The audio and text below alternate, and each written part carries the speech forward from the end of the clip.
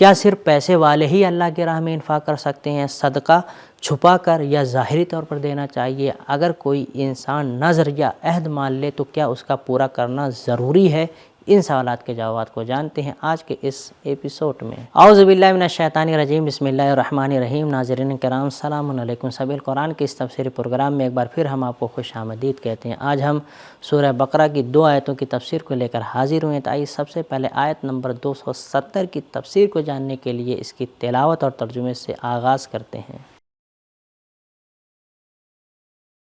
كتاب أنزلناه إليك مبارك ليدبروا آياته وليتذكر أولو الألباب بسم الله الرحمن الرحيم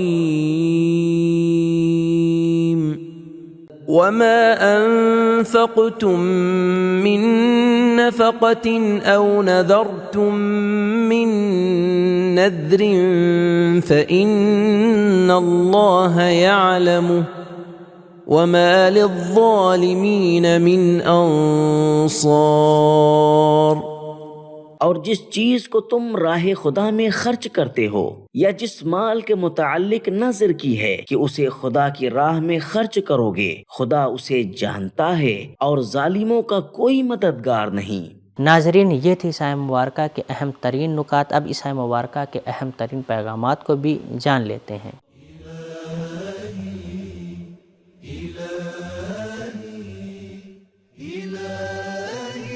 نمبر 1، جب یہ بات یقینی ہے کہ اللہ تعالی ہمارے خرچ کرنے کو جانتا ہے تو پھر ہمیں اپنے بہترین مال کو اعلیٰ ترین مقاصد کے لیے خرچ کرنا چاہیے۔ نمبر 2، خدا کی راہ میں خرچ کرنا صرف دولت مندوں اور زیادہ اموال رکھنے والوں کے ساتھ مخصوص نہیں ہے۔ اگر آپ کے ساتھ بہت کم مال و اموال ہے تو اس میں سے بھی اللہ کی راہ میں خرچ کریں۔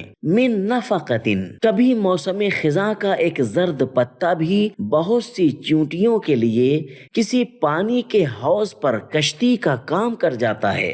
نمبر 3، اس بات پر ایمان کہ اللہ تعالیٰ سب کچھ جانتا ہے، انفاق کرنے اپنے وعدے کو پورا کرنے کے لیے بہترین ترغیب اور تحریک کا باعث ہے۔ نمبر 4، تشویق و ترغیب کے ساتھ ساتھ تنبیہ تادیب انسان کی ترقی کا سبب بنتا ہے۔ فَإِنَّ اللَّهَ يَعْلَمُ کا جملہ ترغیب اور وما للظالمین من انصار کا جملہ تنبیہ ہے۔ نمبر 5، نذر اور عہد کو پورا کرنا واجب ہے اور اسے ترک کرنا ظلم ہے۔ نمبر 6، اپنے اوپر ظلم کرنے سے توبہ بھی کی جا سکتی ہے اور اس کا کفارہ بھی دیا جا سکتا ہے، لیکن مظلوم اور محروم طبقے کے لیے انفاق کو ترک کرنے والے ظالموں کا کوئی ناصر اور مددگار نہیں ہے۔ نمبر 7، کنجوس لوگوں کو شفاعت نصیب نہ ہوگی۔ سورہ مدثر کی آیت 48 میں ہے، شفاعت کرنے والوں کی شفاعت ان انفاق نہ کرنے والوں کو کوئی فائدہ نہ دے گی۔ نمبر 8، اگر بخل کا سبب یہ ہے کہ دوسروں کے مال سے مدد حاصل کی جائے تو معلوم ہونا چاہیے کہ جب خدا کا قہر و غضب آئے گا تو اس وقت نہ مال کام آئے گا اور نہ لوگ مدد کر سکیں گے۔ نمبر 9، جرم اور جرمانے میں مناسبت ہونی چاہیے۔ جو شخص دنیا میں خرچ کرنے کے لحاظ سے کسی کا معاون و مددگار نہیں بنتا، آخرت میں اس کا بھی کوئی معاون و مددگار نہیں ہوگا۔ ناظرین، الحمدللہ ہم نے سورہ بقرہ کی اب تک 270 آیات کی تفسیر کو جان لیا ہے۔ اب آیت نمبر 271 کی تفسیر کو جاننے کے لیے سب سے پہلے اس کی تلاوت اور ترجمے کو سن لیتے ہیں۔ إن تبدوا الصدقات فنعما هي وإن تخفوها وتؤتوها الفقراء فهو خير لكم ويكفر عنكم من سيئاتكم والله بما تعملون خبير۔ نمبر 2، اگر تم صدقات و خیرات کو ظاہر کر کے دو تو اچھی بات ہے، اور اگر انہیں چھپاؤ اور ضرورت مندوں کو دو تو تمہارے لیے زیادہ بہتر ہے، اور ایسا صدقہ تمہارے کچھ گناہوں کو چھپا دے گا، اور جو کچھ تم کرتے ہو خدا اس سے باخبر ہے۔ مفسر کے مطابق اس آیت مبارکہ میں صرف ایک نقطہ پایا جاتا ہے، یہ اس ایک نقطے کو جانتے ہیں۔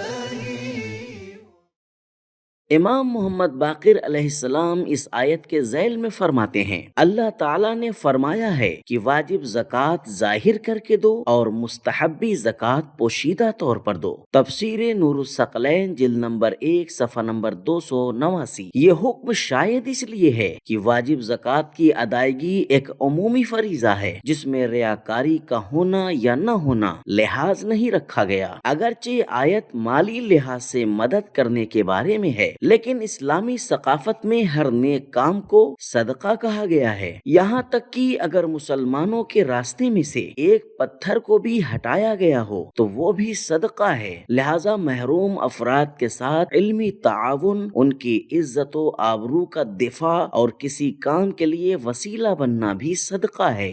ناظرین، یہ تھا اس آیت کریمہ کا ایک خوبصورت نقطہ، اب اس کے پیغام کو بھی جان لیتے ہیں۔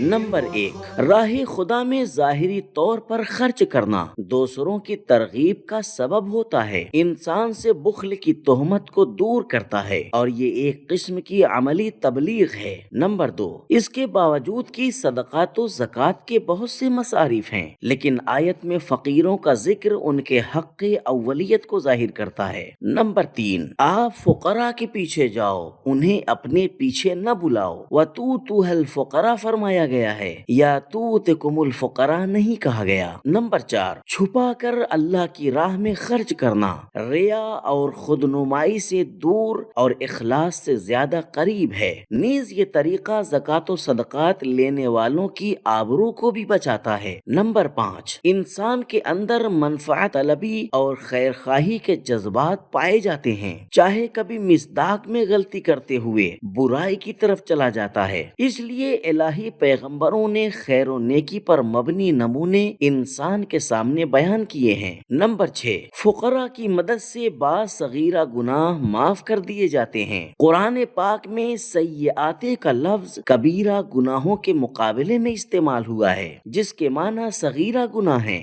نمبر 7، اہم چیز تو خدا کا علم ہے، لوگوں کو علم ہونا یا نہ ہونا اہم نہیں ہے۔ تو ناظرین، آج کے ایپیسوڈ میں ہم نے جانا کہ اللہ کی راہ میں انفاق کرنے کے لیے پیسے والا ہونا ضروری نہیں ہے، بلکہ کم مال سے بھی اللہ کی راہ میں انفاق کیا جا سکتا ہے، اور اگر کوئی انسان عہد یا نذر کر لے تو اس کا پورا کرنا ضروری ہے، اور نہ کرنا ظلم ہوتا ہے، اور صدقہ چاہے چھپا کر دیا جائے چاہے ظاہر کر دیا جائے، ہر صورت میں اچھا ہوتا ہے، لیکن چھپا کر دینا بہتر ہوتا ہے۔ یہ تھا ہمارا آج کا ایپیسوڈ، ملتے ہیں اگلے ایپیسوڈ میں، تب تک کے لیے شکریہ، خدا حافظ۔